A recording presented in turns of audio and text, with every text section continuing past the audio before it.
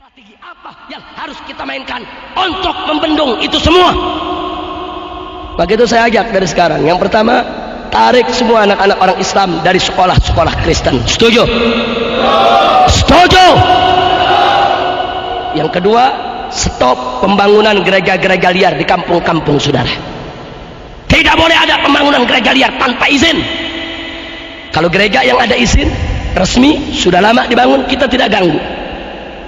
Karena kita umat Islam nggak diajarkan untuk mengganggu tempat ibadah orang lain, betul? Tapi kalau gereja liar di tengah perkampungan Muslim tanpa izin, tidak memenuhi syarat, rubuhkan. Rubuhkan. Berani tidak? Allahu Akbar. Dan yang berikutnya ingat, banyakin anak, banyakin anak. Takut-takut amat punya anak, setuju? Ustaz Sadullah berapa anaknya? Baru dua, mesti 20. Amin. Amin. Amin. Kalau ladang sempit dapat 2, cari ladang lagi.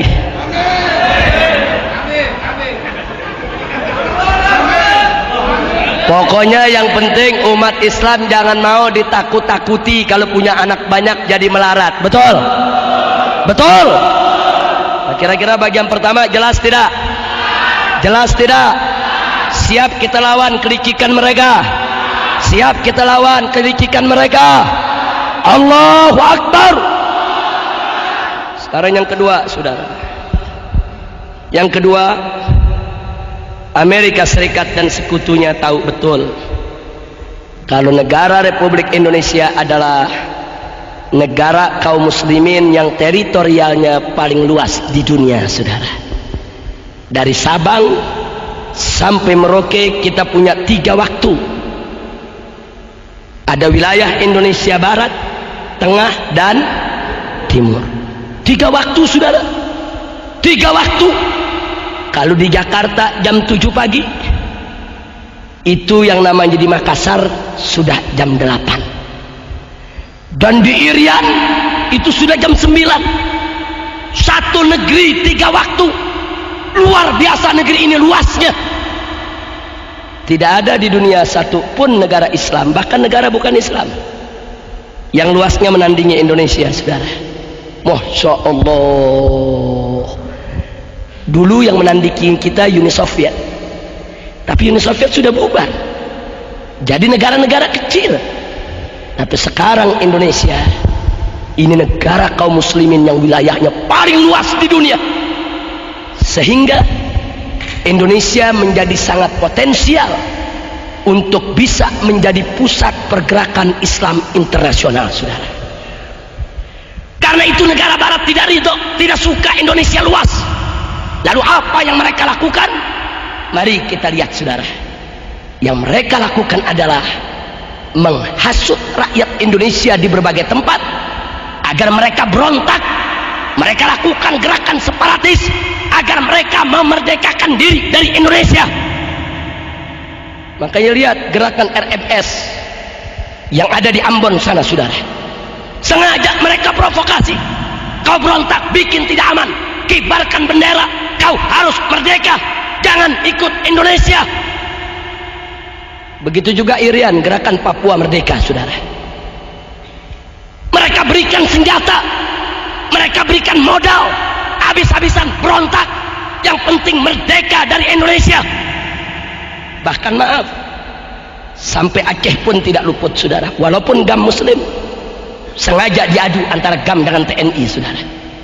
GAM Muslim, TNI yang dikirim juga Muslim, mereka diadu agar mereka saling tulik, saling tembak, saling bunuh. Karena Amerika Serikat punya kepentingan, saudara.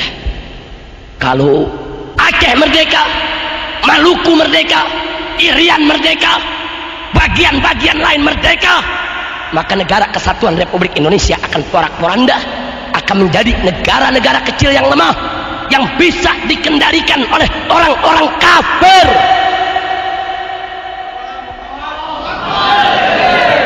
Hati-hati, saudara. Makanya Anda jangan kaget. Siapapun di Indonesia yang ingin berontak, mau merdeka, didukung, saudara. diberikan senjatanya, diberikan modalnya, didukung. Yang penting Indonesia pecah. Mereka sudah berhasil melepaskan Timur Timur dari pangkuan Republik. Dan saat ini mereka incar Irian, mereka incar Maluku, mereka incar Aceh, mereka incar Riau, Minahasa, Manado, semuanya. Maka itu saya ingatkan umat Islam, jangan terpancing. Kewajiban kita untuk menjaga keutuhan Republik ini. Karena selama Indonesia bersatu tidak pecah, kita menjadi negara paling luas di dunia. Kita punya potensi dan kekuatan yang bisa mengimbangi kekuatan Barat. Tapi kalau kita sudah pecah, kita lemah, kita tidak punya kekuatan, dan kita akan diinjak-injak oleh orang kafir. Allahu Akbar. Saya mau tanya semua yang ada di sini, mau diinjak-injak sama orang kafir tidak?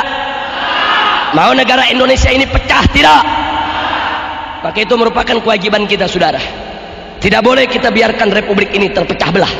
Tidak boleh kita biarkan Republik ini cerai-berai. Tidak.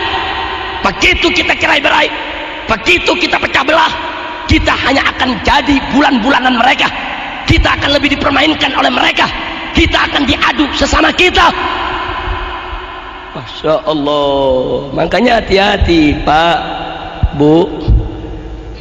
Semenjak dulu Amerika sudah lihat di Indonesia ini ada dua hijau yang kuat.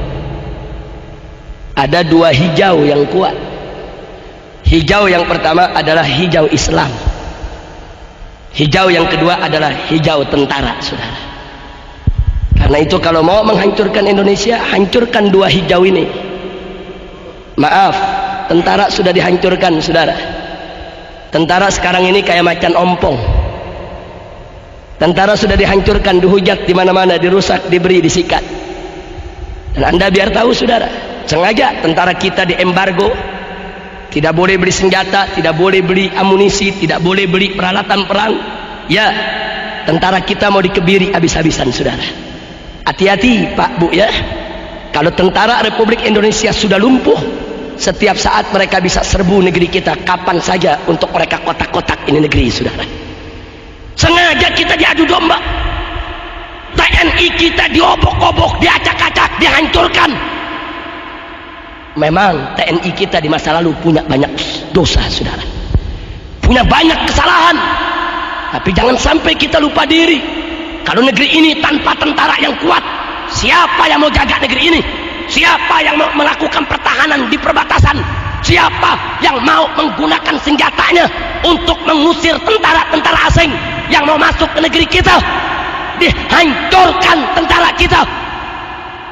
Tolong dicatat, tentara kita saat ini sudah hancur, saudara. Dan tentara sekarang mau bangkit lagi nggak gampang, saudara, butuh waktu. Dan tinggal satu hijau lagi yang belum hancur, saudara, yaitu hijau Islam. Yang dimaksud hijau Islam di sini adalah ulama dengan umat.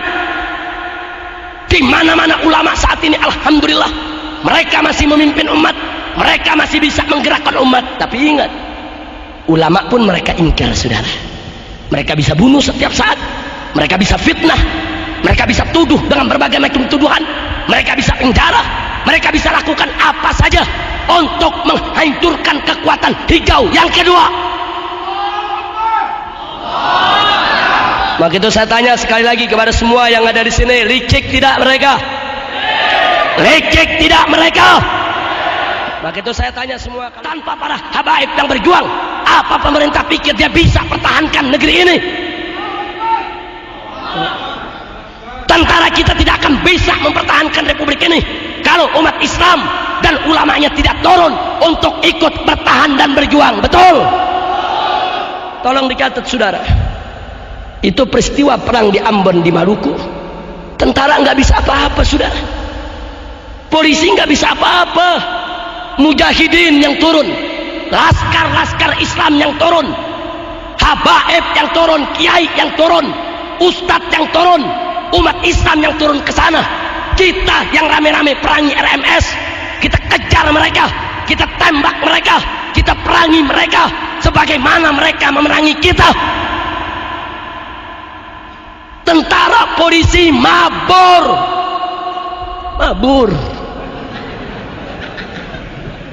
Di Pasuruan aja pada bisa megang kumis, saudara. Di Ambon mabur.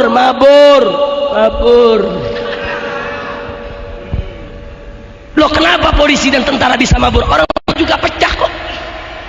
Polisi yang muslim dengan polisi yang Kristen saling tembak. Tentara yang muslim dan tentara Kristen saling tembak. Mereka sendiri kacau kok. Makanya saya ingatkan kepada pemerintah, jangan menuduh ulama sembarangan. Tanpa kehadiran mujahidin, tanpa kehadiran para laskar Islam di Ambon kemarin, dengan izin Allah, mungkin Maluku sudah lepas dari republik, saudara. RMS punya senjata lengkap, mereka punya senjata otomatis, tapi berhadapan dengan laskar-laskar Islam mereka tidak mampu. Mereka bantai pertama saudara kita, banyak kaum muslimin yang mati. 1 tahun kita digempur habis-habisan.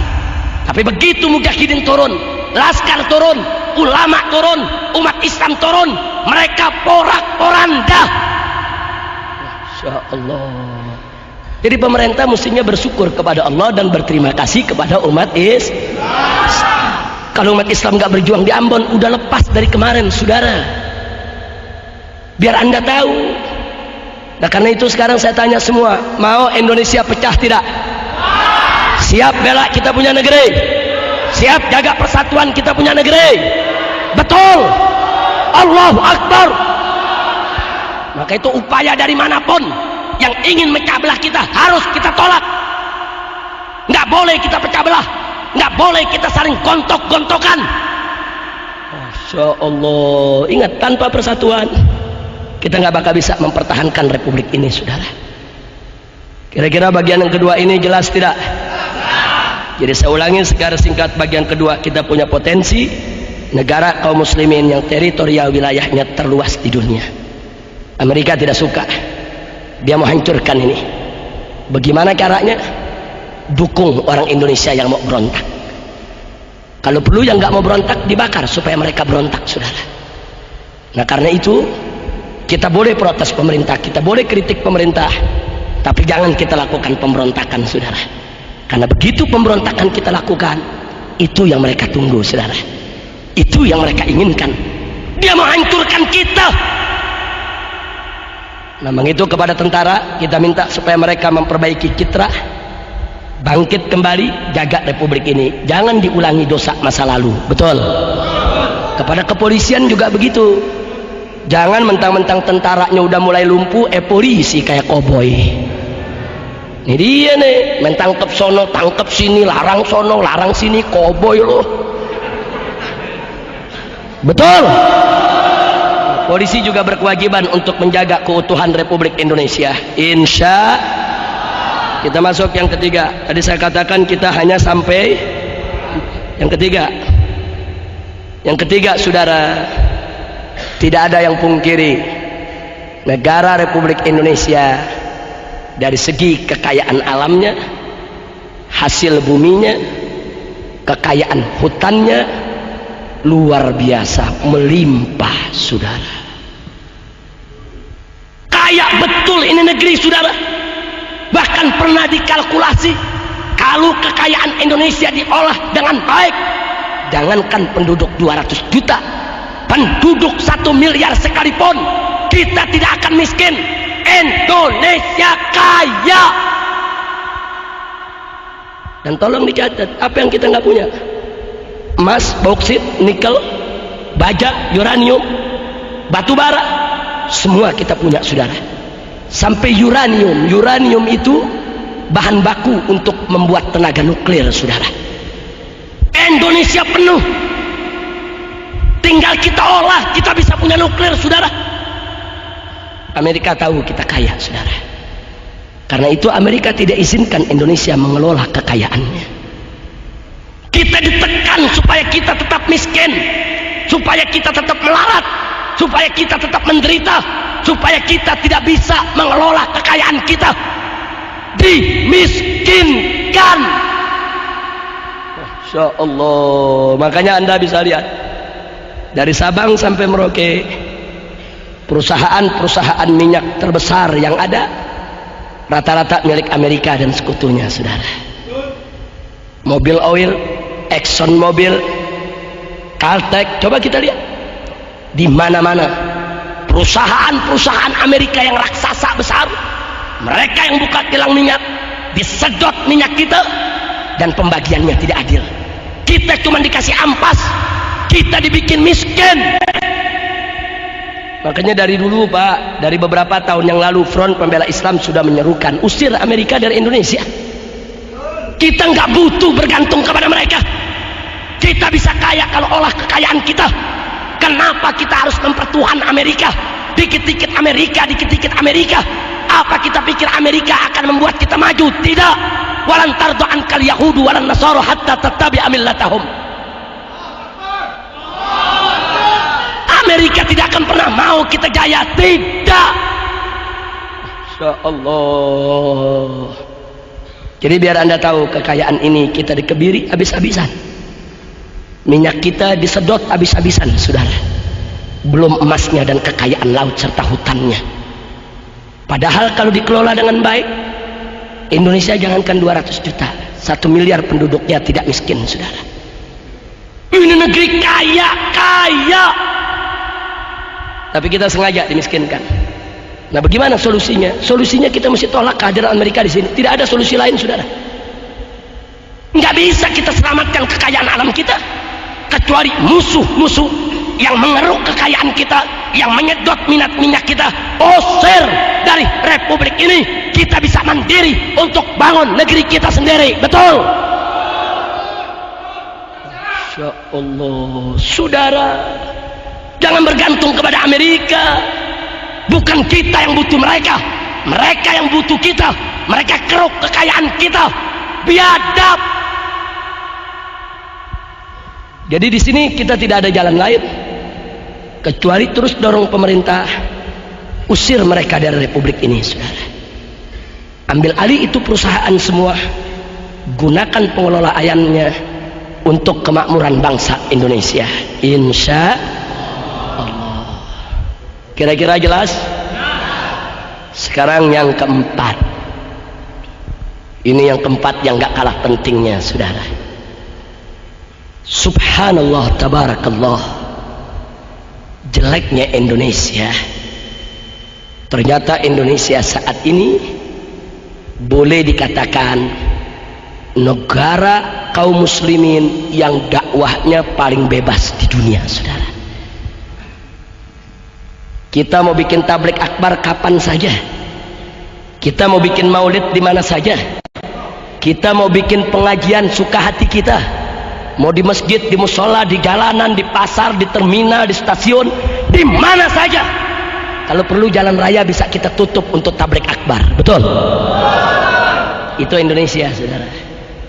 Tapi kalau Anda berangkat ke negeri Islam lainnya, jangankan negara Arab, ke Malaysia, negara tetangga, Anda nggak bisa menggelar tablik sembarangan seperti di Indonesia, saudara. Di Malaysia ceramah mesti pakai surat izin mubalik. Biar Anda tahu, nggak gampang, saudara. Malaysia negara jiran. Apalagi di Saudi, bikin maulid ditangkap. Ya kenyataan kok. Coba lihat, bikin maulid dimusuhin, ditangkap. Orang bikin maulid sampai kayak penjahat. Coba lihat. Anda nggak dapat sebebas Indonesia, saudara. Ini kelebihan Indonesia. Jadi walaupun ada upaya-upaya dari oknum-oknum tertentu untuk mengebiri dakwah, untuk mengecilkan dakwah, untuk melarang-larang dakwah, tapi tetap sampai detik ini umat Islam masih bisa dengan bebas untuk mengadakan dakwah di mana-mana. Betul? Betul. Kebebasan ini bukan karena pemberian pemerintah, tidak. Tapi kebebasan ini adalah pemberian Allah, di mana karena umat Islam yang memperjuangkannya sejak dulu sampai sekarang. Karena mereka tidak mau didikte oleh pemerintah dalam soal dakwah tabligh. Tetap dari dulu, bahkan di zaman Orde Baru sekalipun yang kiai ulama ditangkapi, tetap dakwah semarak di mana-mana. Betul? Betul. Allahu Akbar. Sallu ala Nabi. Ini kelebihan Indonesia, saudara. Tapi jangan lupa, kelemahannya juga ada sisi negatifnya. Saking bebasnya, aliran sesat merajalela. Nah, ini negatifnya nih. Saking bebasnya saudara, ada grup band dewa yang nginjek-nginjek nama Allah, saking bebasnya tuh. Ada Yusman Roy sholat pakai bahasa Indonesia, saking bebasnya saudara. Ada di Luwuk Sulawesi Tengah seseorang bapak namanya Tateng, ngaku nabi, dipanggil Nabi Tateng. Saya baru dengar ada Nabi Tateng. Besok ada Nabi Udin, Nabi Entong. Masya Allah, saking bebasnya saudara. Di Probolinggo ada aliran nggak bener lagi, betul? Betul. Saking bebasnya, sampai Inul goyang ngebor tiap malam. Kayaknya orang Pasuruan nih. Betul. Saking Inul goyang ngebor tiap hari, dibelain lagi sama Gus Dur. Betul. Betul. Saya tanya, yang belain Inul kemarin siapa? Siapa yang belain Inul? Siapa yang belain Inul? Yang nggak jawab anak buahnya Inul tuh. Siapa kemarin yang belain Inul?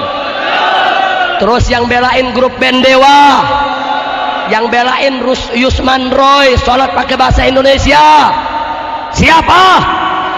Dia lagi. Inna lillahi wa inna ilaihi rajiun. Ini saking bebasnya saudara. Masya Allah. Saudara, saya potong sedikit. Tadi udah dijelasin nama Ustadz. Nama Allah boleh gak diinjak-injak? Boleh tidak? Boleh tidak?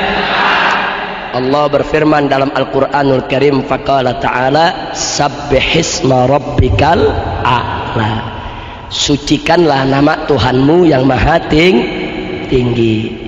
Nabi kita tercinta Sayyiduna Muhammad sallallahu alaihi wasallam, dalam satu hadis sahih, dalam satu riwayat disebutkan, tatkala beliau mau masuk ke kamar mandi, beliau punya cincin dicopot dulu saudara.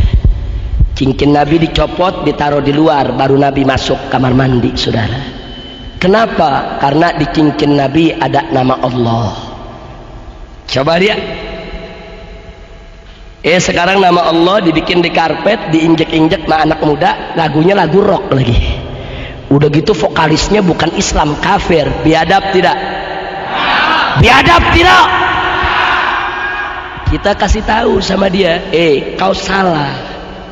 Itu lambang yang kau pakai, kaligrafi bertuliskan Allah. Kalau kau tidak tahu, kita kasih tahu. Ini buktinya, buku-buku kaligrafi. Kita hadirkan ahli kaligrafi. Nah, kau sudah terlanjur injak-injak 1 jam lebih di TV langsung. Kita punya rekamannya. Nah, sekarang kau minta maaf kepada umat. Kalau kau khilaf, itu yang pertama, insya Allah umat akan memaafkan. Betul? Nah, yang kedua, kau jangan pakai lagi tuh kaligrafi bertuliskan Allah untuk dunia musikmu. Betul? Supaya di kemudian hari jangan sampai terulang. Kita udah kasih tahu, tobat, minta ampun kepada Allah. Bukan dia tobat, ngelapor ke Gus Dur. Ya Allah, dia datang, dia tanya Gus Dur, Gus, ini tulisan Allah bukannya? Mana dia tahu?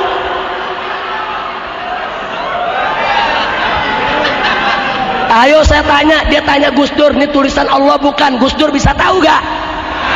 Bisa tahu gak? Salah nanya.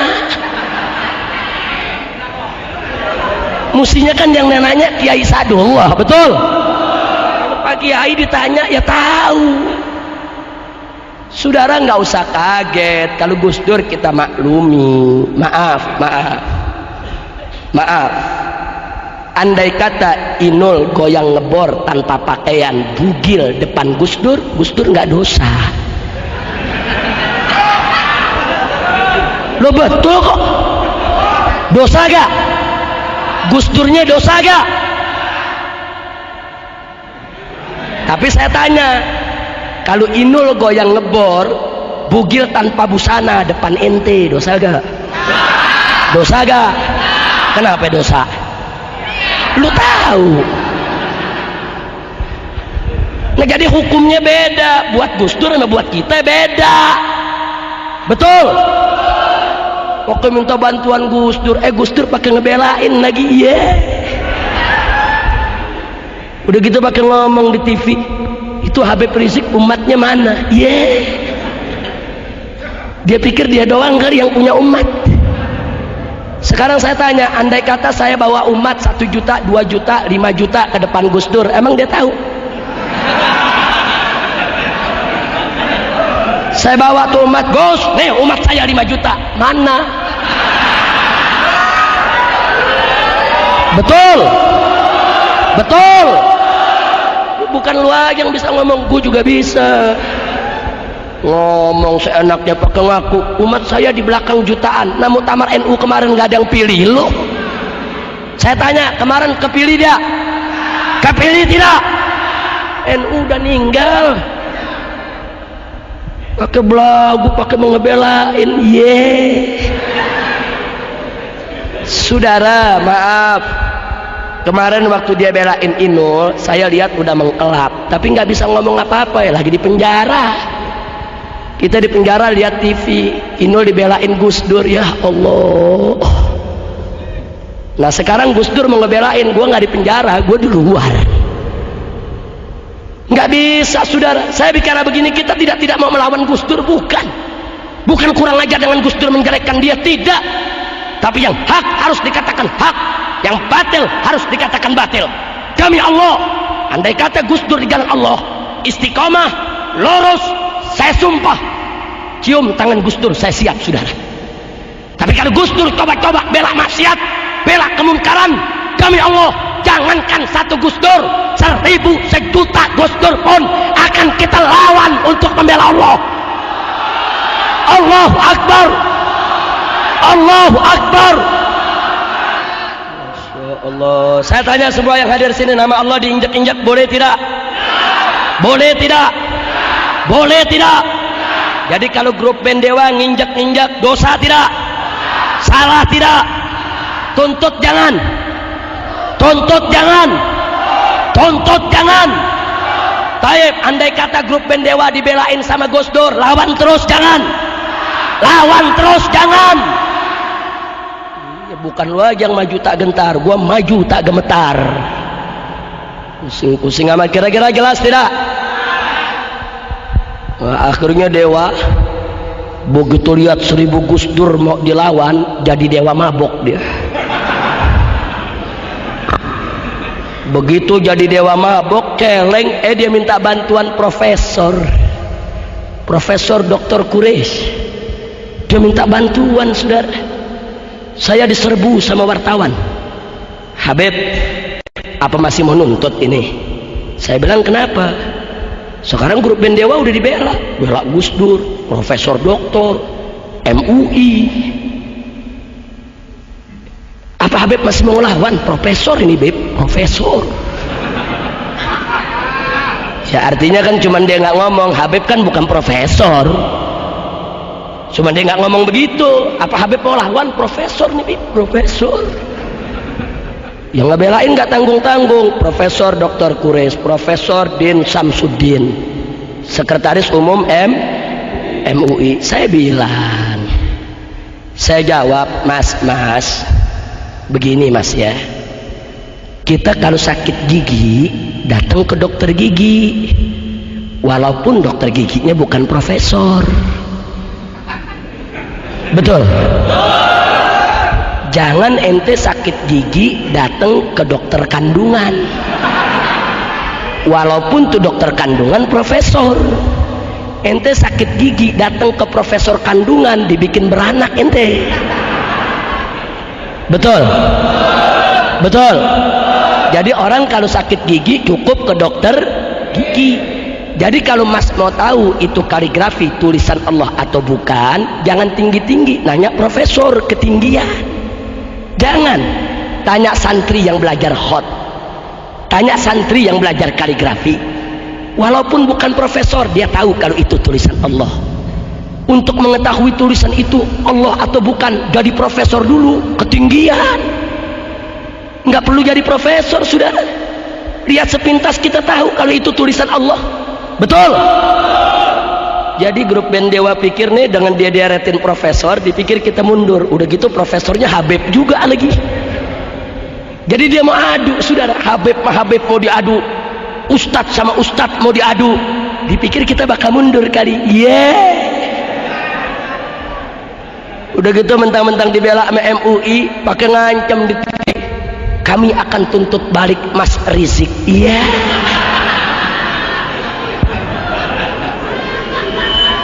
Dia pikir kita takut kali dituntut balik. Nah, kita diperiksa polisi berkali-kali, masuk penjara udah 2 kali.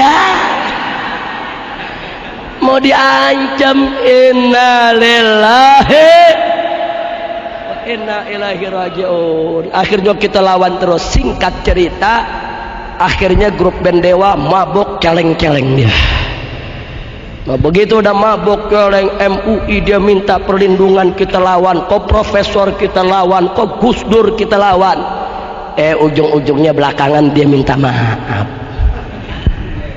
Dia minta maaf, dia tarik itu logo, dan dia tarik dari peredaran. Alhamdulillah. Cuman yang kesiannya apa? Yang kesiannya Gus Dur yang udah capek-capek ngebelain.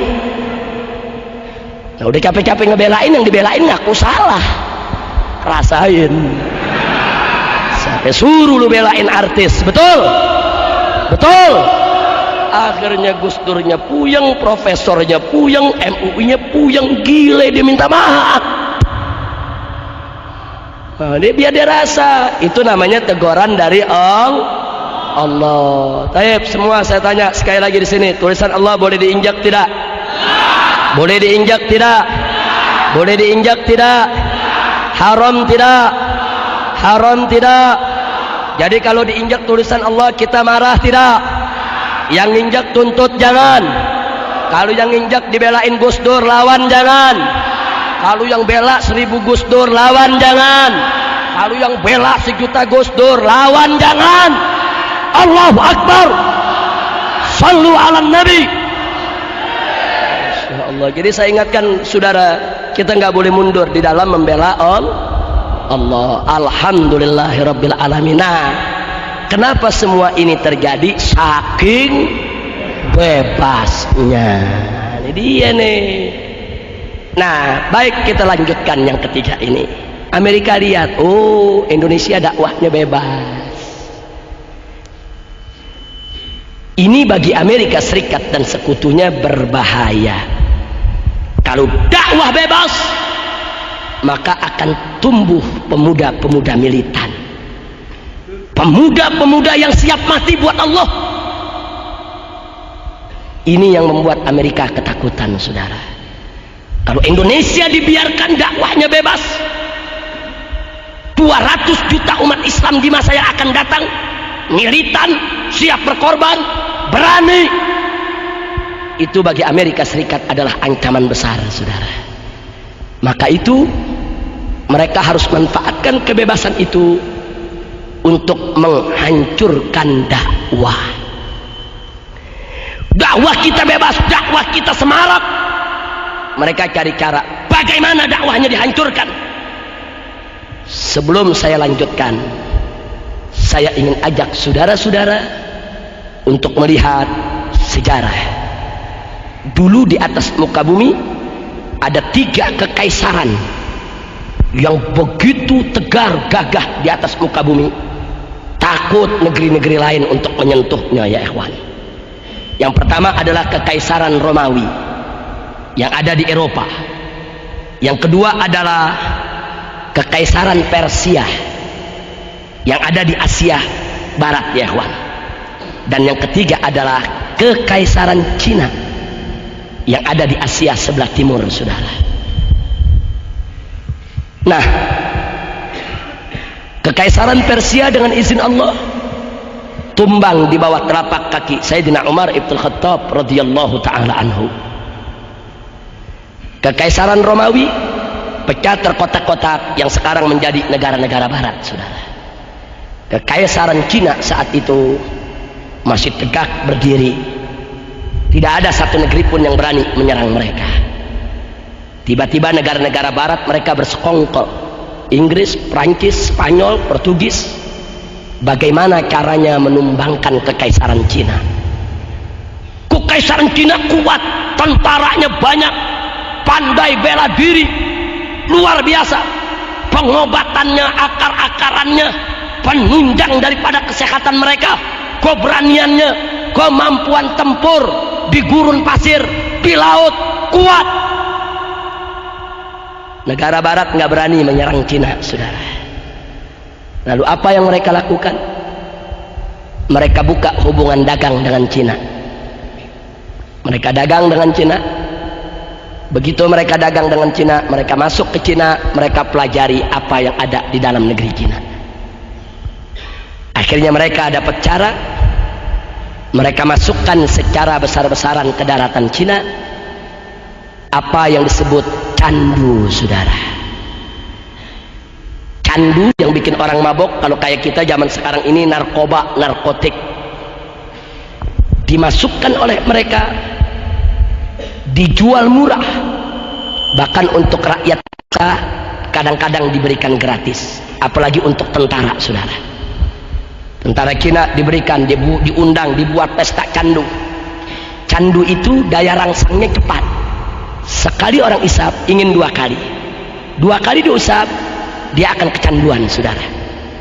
Cepat betul daya rangsangnya. Akhirnya jenderal-jenderal Cina, prajurit-prajurit Cina diajak bercandu riah. Bahkan dijanjikan keuntungan besar untuk jadi agen-agen candu, untuk diberikan kepada rakyat banyak, saudara. Bertahun-tahun mereka diracuni dengan candu. Begitu sudah keracunan candu, tahu apa yang terjadi? Tentara Cina kalau sudah nagih candu, gemeter badannya, lemes dengkulnya, pegang senjata nggak kuat, saudara. Jangankan perang, angkat senjata tidak mampu. Dia harus kena candu dulu, hisap candu dulu, baru tenaganya pulih lagi, saudara. Begitu mereka sudah keracunan candu, candu di stop oleh Inggris dan Prancis, saudara. Tentara kewalahan, kalang kabut, mereka ketagihan, datang saatnya mereka kayak orang gila, nggak bisa perang, candu ditiadakan. Begitu kondisi sudah seperti itu, tentara Inggris dan Prancis masuk ke Cina. Hanya beberapa hari Cina direbut, kaisarnya ditawan, saudara. Masya Allah, ini yang disebut perang candu. Saya tanya, licik tidak? Licik tidak? Hati-hati hadirin. Saat ini Amerika Serikat dan sekutu memainkan strategi yang sama. Dulu Inggris memasukkan candu, dirusak dulu moral tentara dan rakyat, baru mereka rebut. Saat ini mereka masukkan ke Indonesia bukan candu saja, VCD porno, obat-obatan terlarang, ekstasi, drug, narkoba, narkotik, heroin, opium, macam-macam mereka masukkan ke negeri kita. Dia rusak kita punya negeri. Masya Allah, hati-hati saudara. Dulu Inggris menjadikan candu sebagai senjata perang. Sekarang Amerika Serikat menjadikan segala bentuk kemaksiatan di Indonesia sebagai senjata perang. Mereka menghancurkan moral bangsa kita. Makanya Anda bisa lihat bagaimana VCD porno dijual di pasar-pasar, sekeping bisa 2.000 rupiah. Dia jual murah. Kenapa dijual murah? Supaya orang miskin bisa beli. Masya Allah, dan mereka berhasil, saudara. Di mana-mana anak kecil, orang dewasa nonton VCD porno, usai nonton VCD porno, coba kita lihat bapak perkosa anak kandungnya, paman perkosa keponakannya, kakek perkosa cucunya, kakak perkosa adiknya. Biadab. Bahkan ada seorang pemuda setelah menonton VCD porno, dia perkosa ibu kandungnya sendiri. Masya Allah, mereka berhasil, saudara. Mereka tembak kita dengan nuklir maksiat, mereka hantam kita dengan rudal-rudal kemungkaran. Mereka kirim VCD porno, dikonsumsi oleh masyarakat kita, ditonton, dinikmati, mereka rusak, tatanan moral kita hancur, saudara. Dan terbukti sekarang ini umat Islam di mana-mana hancur lebur, mereka punya akhlak dan moral, saudara. Inna lillahi wa inna ilaihi raji'un. Makanya jangan salah paham, Pak. Kalau laskar FPI di mana-mana, kalau mereka lagi razia hantam gudang VCD porno, saat mereka pegang kepingan VCD porno, yang mereka lihat ini bukan VCD porno, tapi ini adalah senjata perang yang digunakan oleh musuh untuk menghancurkan kita. Makanya hancurkan, bakar. Kita bicara perang, saudara. Allahu Akbar. Allahu Akbar. Kita bicara perang. Mereka tembak kita dengan VCD porno, dengan narkoba, dengan minuman keras. Maka itu laskar kita kalau lihat itu semua, ini senjata kafir, ini senjata musuh, ini amunisi negara-negara barat untuk menghancurkan akhlak kita. Perang harus dijawab dengan perang.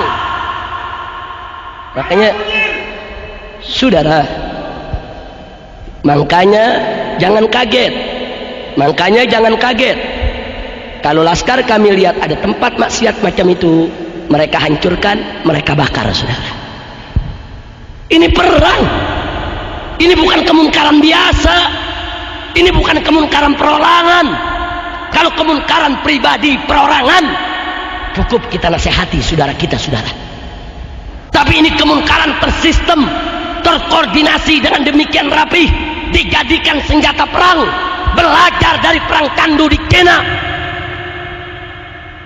Masya Allah, hati-hati, saudara.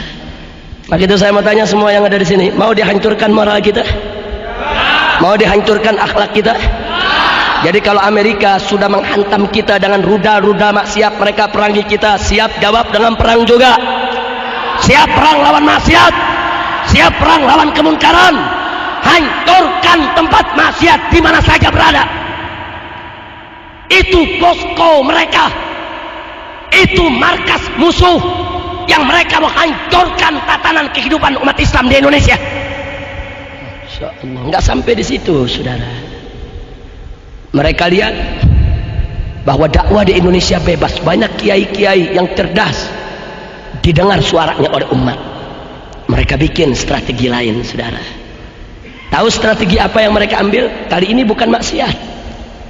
Mereka datang ke pondok-pondok pesantren NU dan Muhammadiyah. Kenapa NU dan Muhammadiyah? Karena NU dan Muhammadiyah adalah ormas besar Islam di Indonesia. Alhamdulillah. Alhamdulillah. Untuk apa mereka datang? Duta besar Amerika Serikat, duta besar Inggris datang ke pondok-pondok pesantren NU dan pondok-pondok pesantren Muhammadiyah serta yang lainnya. Mereka cari mana santri-santri yang cerdas. Kalau mereka dapat santri yang cerdas, pintar, mereka kasih beasiswa untuk belajar Islam di Amerika, saudara. Mereka biayai untuk mengambil sarjana keislaman di Amerika atau di Inggris, saudara. Dan ini sudah berjalan sejak 20 tahun yang lalu. Begitu sampai di sana mereka didik, mereka kasih tempat, mereka kasih rumah, mereka kasih makanan, mereka kasih beasiswa, dididik. Mereka belajar tafsir kepada profesor Yahudi. Mereka belajar hadis kepada profesor Nasrani. Jadi mereka belajar Islam dari tangan orang-orang kafir. Begitu mereka pulang ke Indonesia, mereka ikut berdakwah dengan misi yang berbeda dengan misi para kiai, saudara.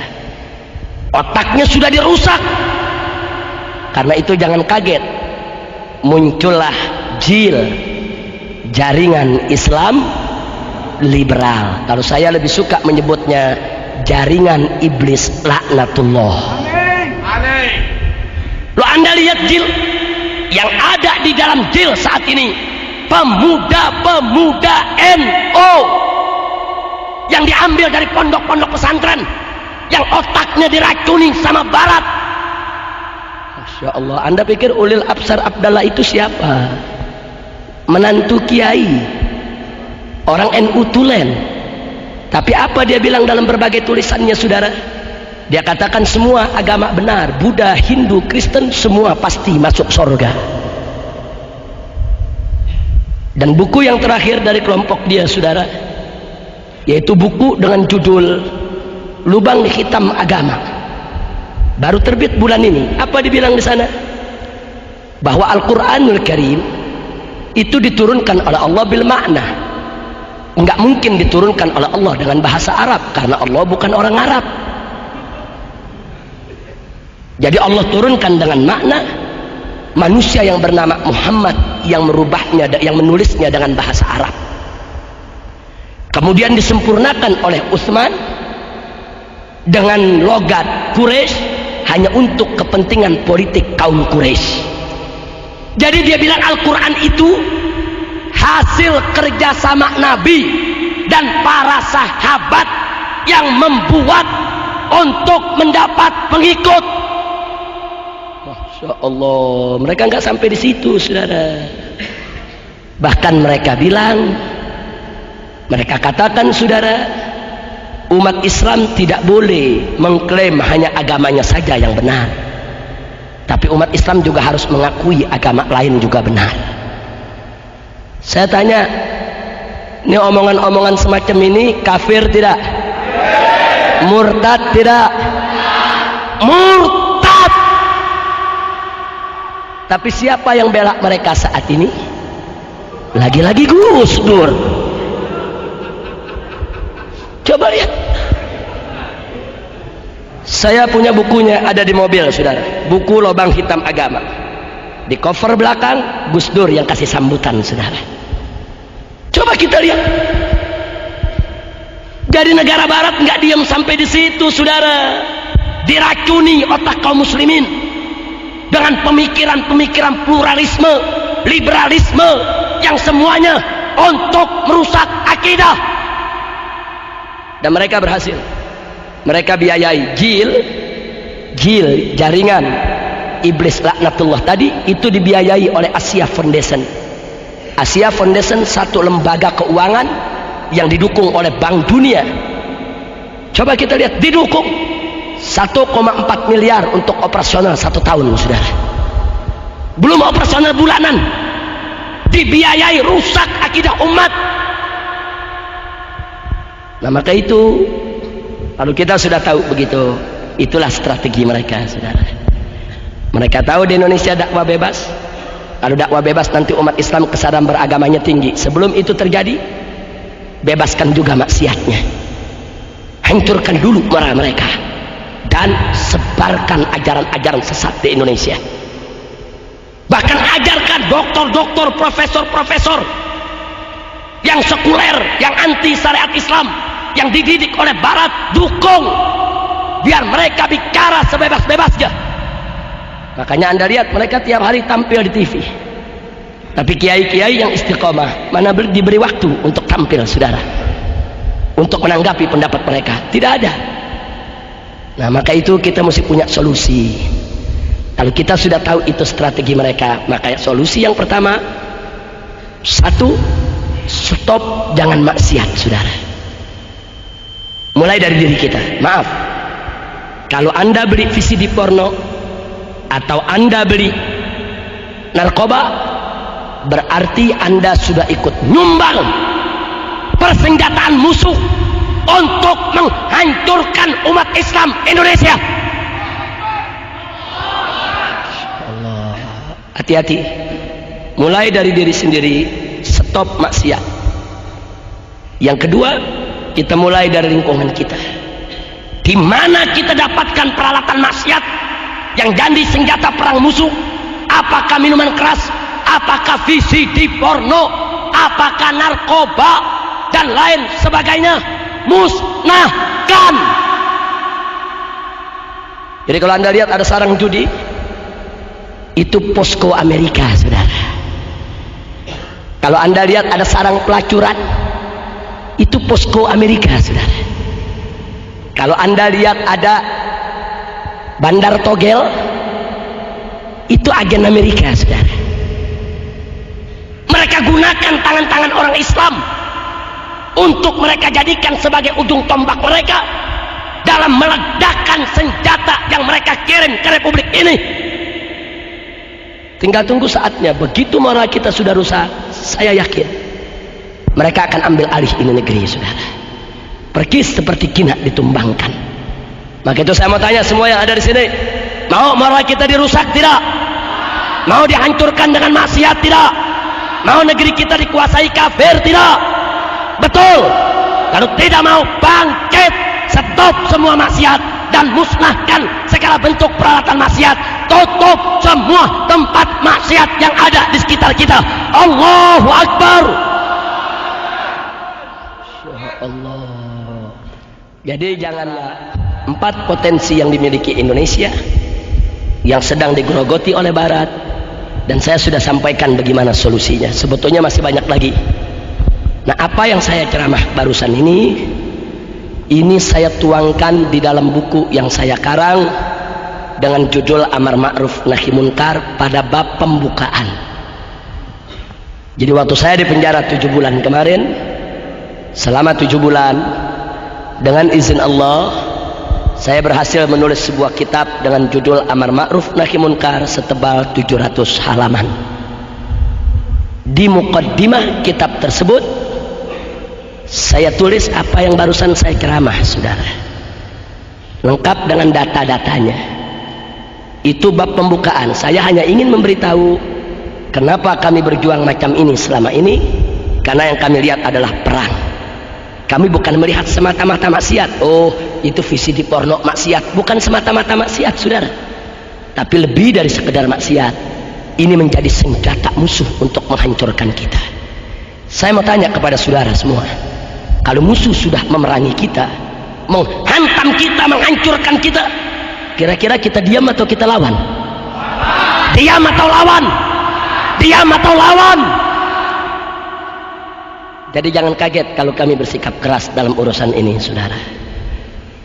Nah, setelah panjang lebar saya jelaskan tadi, bagi mereka yang ingin menambah lagi persoalan bagaimana strategi orang-orang kafir dan musuh-musuh Islam menghancurkan kita, bisa miliki buku tersebut, baca sendiri buku tersebut. Buku tersebut saya tuliskan berbagai macam dalil dari Al-Quran, As-Sunnah, Al-Ijma', Al-Qiyas, dan Aqwalus Salaf tentang urgensi dan importansi daripada Amar Ma'ruf Nahi Munkar, beserta pentingnya kita untuk menegakkan syariat Islam dalam kehidupan kita sehari-hari. Bahkan dalam kitab tersebut kita ceritakan juga bagaimana suka duka perjuangan Front Pembela Islam selama 6 tahun. Siapa saja Habib dan Kiai di Front Pembela Islam yang selama 6 tahun ini diculik, dianiaya, diserbu rumahnya, dijarah, dibakar, ditembak, dipenjara, dibunuh, semua kita ceritakan dalam kitab tersebut, saudara. Kapan kejadiannya, di mana, siapa namanya, dan apa sebabnya, dan bagaimana cara kami mengatasinya. Selama 6 tahun ini kita masukkan dalam buku tersebut untuk kita berbagi pengalaman. Dan di bab yang terakhir dalam buku itu kita beri tuntunan kepada masyarakat bagaimana prosedur tata cara menutup tempat maksiat, mulai dari yang kelas 3 sampai yang kelas kakap, mulai dari prosedur yang lembut sampai prosedur yang paling tegas dan keras, saudara. Nah, jadi saya tidak bisa uraikan di sini. Insya Allah buku tersebut jadi manfaat buat kita, bagaimana cara kita menegakkan Amar Ma'ruf Nahi Munkar. Baik, setelah saya paparkan sedemikian rupa, saya mau tanya, kalau gitu orang kafir licik tidak? Licik tidak? Licik tidak? Jahat tidak? Kalau begitu siap tidak melawan mereka? Betul. Allahu Akbar. Nah, itu yang saya mau sampaikan pada malam hari ini. Saya tidak akan berpanjang lebar lagi, tapi saya berharap pulang dari sini nanti Anda masing-masing kan tancapkan dalam diri, ya Rabb, ini perang ya Allah. Perang antara kami dengan musuh-musuh kami yang ingin menghancurkan akhlak dan moral kami semuanya. Ya Allah, ya Allah, ini perang begitu menakutkan, ini perang begitu berat ya Allah. Ini perang tidak main-main ya Allah. Tanpa pertolongan-Mu kami tidak akan pernah mampu untuk memenangkan pertempuran ini. Karena itu tancapkan niat, bulatkan tekad, mohon pertolongan Allah, semoga kita diberikan kemenangan. Nah, mudah-mudahan Allah memberikan kemenangan kepada kita semua.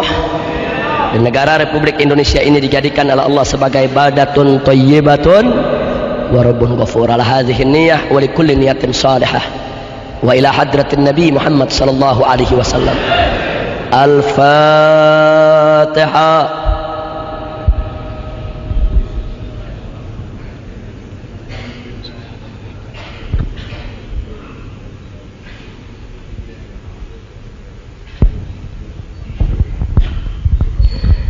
Ya Rasulullah, salamun alaik, ya Rafiq.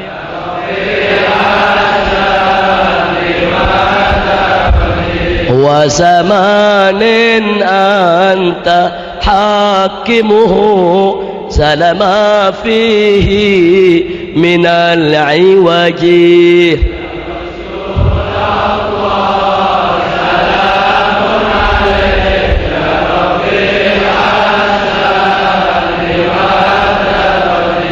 Wa maridin anta aiduhu, qad atahu Allahu bil faraji.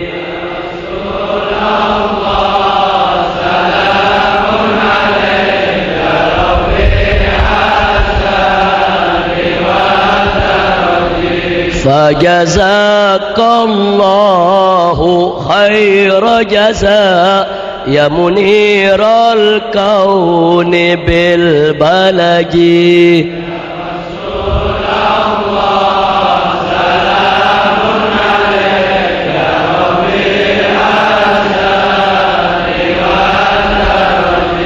Fajazakallahu khaira jazaa ya muniral kauni bil balaji.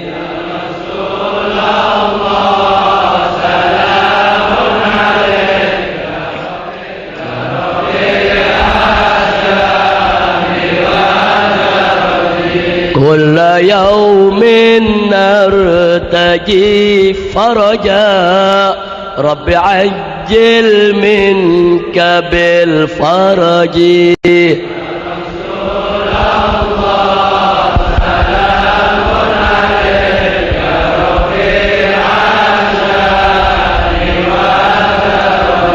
Ya Rasulullah, salamun alaik, ya Rafi'ash shani wad daraji.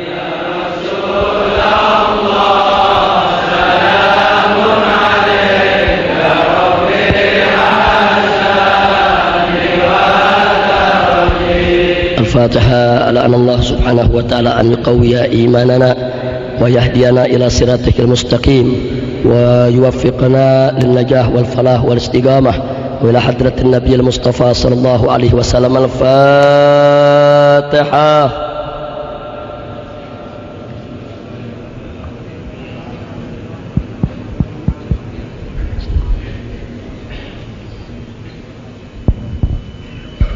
Allahumma bi anwaril Fatihah wa asraril Fatihah wa bihaqi man unzilat alaihi suratul Fatihah habibika nabiyyina Muhammadin sallallahu alaihi wa alihi wa sahbihi wa sallama tasliman katsira.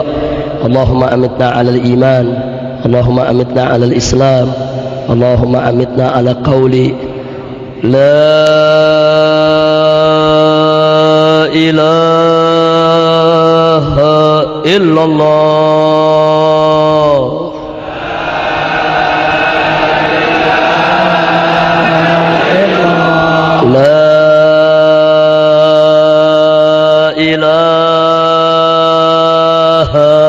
illallah.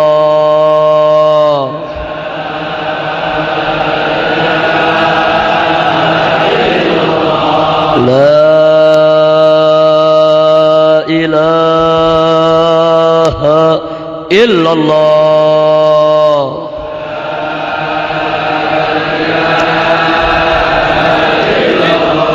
Muhammadur Rasulullah sallallahu alaihi wasallam. Semuanya sama-sama kita bawakan doa Abu Nuwas untuk menutup ceramah saya ini. Semua rame-rame. Ilahi lastulil firdausi ahla wala aqwa ala naril jahimi fahab li taubatan waghfir dhunubi fa innaka ghafiru dzambil azimi. Ilahi ilahana ilahana adkhil jannatak wa in lasna ahlan biha ya rab wa qina adzaban nar. Taibuna ilallah, taibuna ilallah. Ilahana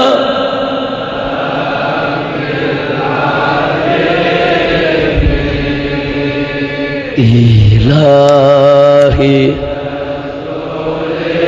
ilahana taqabbal minna du'aana wa la takhayyib raja'ana wa la taqta' munana wa balligh maqasidana waghfir lana dhunubana waghfir lana dhunubana wa yassir lana umurana.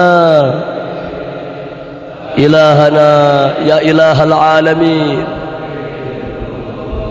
dzambil azimi. Ilahi Allahumma ya man qala ud'uni astajib lakum. Allahumma ya man qala ujibu da'wata da'i idza da'an. Inna da'awnaka ya Allah kama amartana astajib lana du'ana hadha kama wa'adtana. Innaka la tukhliful mi'ad, innaka la tukhliful mi'ad. Ya Rabb ya Rabb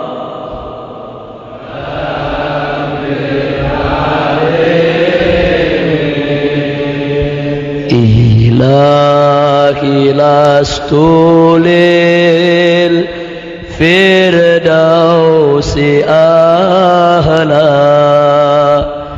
wala aqwa ala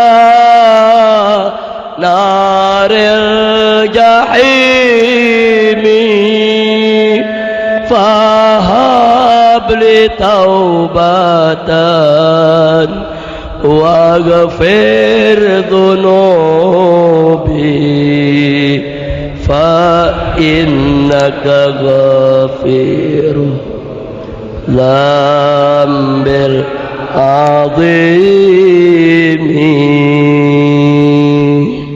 Rabbana taqabbal minna innaka antas samiul alim wa tub alaina innaka antat tawwabur rahim. Wa sallallahu ala sayyidina Muhammad وعلى آل سيدنا محمد وعلى أصحاب سيدنا محمد وعلى أتباع سيدنا محمد وعلى أمة سيدنا محمد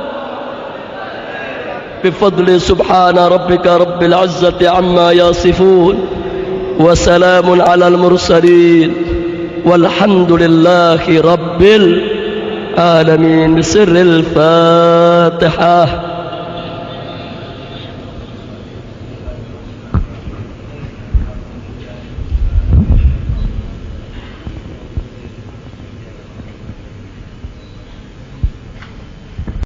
Taqabbalallahu minna wa minkum. Semoga Allah kabulkan doa kita semua.